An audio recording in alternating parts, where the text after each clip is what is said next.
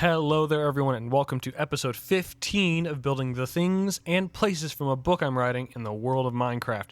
In this episode, I'm working on the village center where the fountain is, as well as the decorations for the Blooming Festival currently going on in the city, at least in the story. If you guys have been here for a while, you may remember me mentioning the Blooming Festival in the past. I want to give you guys a little bit of the lore changes that have happened to said festival. So the main things that have changed is that the flower is not kind of what I mentioned, where it's like this flower that blooms, it kind of glows. That's kind of underwhelming. These flowers change color depending on the season it currently is. So in my build, it's currently springtime. So the flowers are currently a light pink color. And it's more of a resource that the village uses for trading with other cities and other places to make money and to kind of sustain themselves.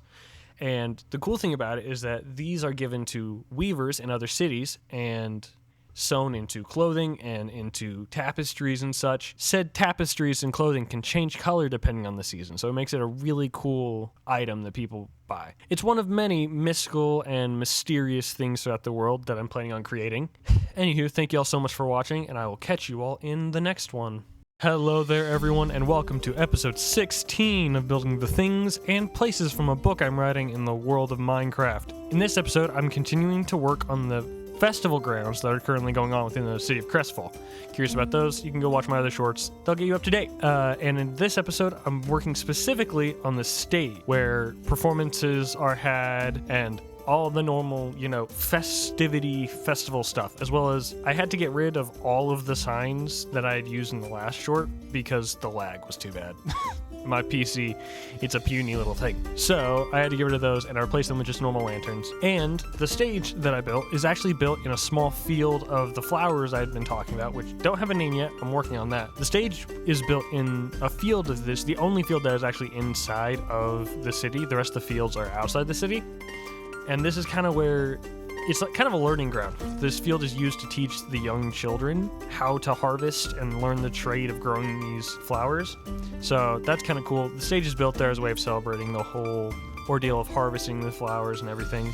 So it's kind of a cool symbolism for the festival, as well as I built a couple stalls and such. So I got a couple more episodes worth of ideas that I'm going to be working on, and then I'm going to finish off the village of Crestfall, at least the interior of it, with the market, and that's going to be in several episodes, so be looking out for that. With that said, I will catch you all in the next one. Hello there, everyone, and welcome to episode 17 of Building the Things and Places from a book I'm writing in the world of Minecraft. As we continue to build up the village of Crestfall, slowly but surely, and get closer and closer to the end of the first big project of the world, things are getting slower. I really didn't do much, and I was struggling to come up with ideas because I have one project left, and I have like one big part of the village I still need to do, but I'm going to do that at the very end of it, and we're going to do something special for it. But besides that, there's not many things. There's just a couple places that might need a little bit of buildings. And in this episode, I was just kind of going about trying to improve the things that are already there, making a little bit more area for greenery, and expanding the horse pastures that are in the city, because I didn't know what to do with that space, if I'm being honest. I was running out of ideas. But we're getting really close to the end. And then we're moving on to the exterior, which in reality is just going to be a whole lot of trees. It's going to be some flower fields, and it's going to be super cool. But we're not quite there yet. But we're going to get there soon. And I hope you guys are enjoying the series, looking forward to the end of this first big project, and I'll catch you all in the next one. Well, hello there, everyone, and welcome to episode 18 of Building the Things and Places from a book I'm writing in the world of Minecraft. Big lore episode today, so strap yourselves in, and I gotta make this quick. So, the statue that's being built today is incredibly important to the lore, solely because it's a statue of a character that currently has no name, but is known as kind of like the hero of this world, because this hero and his 12 closest friends and strongest warriors all found this land when it was completely engulfed. Like, this entire world, wherever these people live, was completely engulfed in like darkness and completely rotting and destroyed, pretty much. They got rid of this darkness and banished it somewhere deep under the earth, and for about 900 years there was no sign of it. Each of the warriors that was with the hero founded one of the great cities. That's why there are 12 great cities. Each one was founded by one of these members. And the hero founded this biggest of the cities, which now actually doesn't exist because it is now the land of Rooks, which I mentioned in a past episode. About 900 years after they freed this land, that darkness reemerged. And for about 100 years, it's been terrorizing the world and trying to take over again, slowly spreading throughout the world.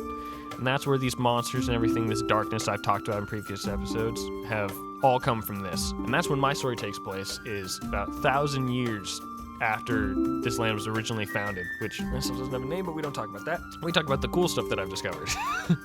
Thank y'all so much for following the series. I hope you're enjoying the videos, and I will catch you all in the next one. Well, hello there everyone, and welcome to episode 19 of Building the Things and Places from a book I'm writing in the world of Minecraft. This is going to be the first time we're taking these builds outside the village walls, and it's some super simple, just kind of starting to work on the terrain, not very much. I mainly wanted to focus on this little cliff right outside the village that was kind of like in my head, and I thought would be a cool addition and a good start to the exterior of the village. But the reason we're moving outside of the village is because, in my opinion, there might be a couple more things I could add, but in my opinion, the village is pretty much done on the inside. Now, we still got one more thing we got to work on inside the village, and that's going to be the marketplace, but we don't have to worry about that right this second. Right now, it's just this cliff and the terrain right outside the village. There's going to be super tall spruce trees just around all of the exterior. I'm hoping to add some little secrets, some like special spots throughout the entirety of the exterior. And that's how we're going to kind of transition from the village into the next bigger project, which is a secret for right now, but if you keep tuned, who knows, maybe you'll find out soon enough. Anywho, thank you all for watching, and I will catch you all in the next one. Good things are coming. Well, hello there everyone. Welcome to episode 20 of Building the Things and Places from a book I'm writing in the world of Minecraft. And this episode's kind of unique because all the footage that you guys are seeing was actually recorded live on stream not too long ago. And to anyone who showed up for the stream, thank you so much. We had a freaking blast. I had a blast. I hope you had a blast. And I'm hoping to stream again in the future, but that's besides the point. The point is that the stuff we were building during stream was actually the start of the marketplace. Now, we only got about 5 of the market stalls done, and there's still a lot of work that needs to be done, but it's progress. And the stalls that we ended up building were the blacksmith, which I kind of forgot to record, but that's fine. A woodworker's station thing, I don't know what to call it, as well as this kind of, it's a more abstract one. It's a tapestry and like pattern using wool and the dye from the flowers I've talked about in other episodes, as well as the last one we did was a bit of like a concrete, like brick maker kind of thing. Again, I don't really know what to call it.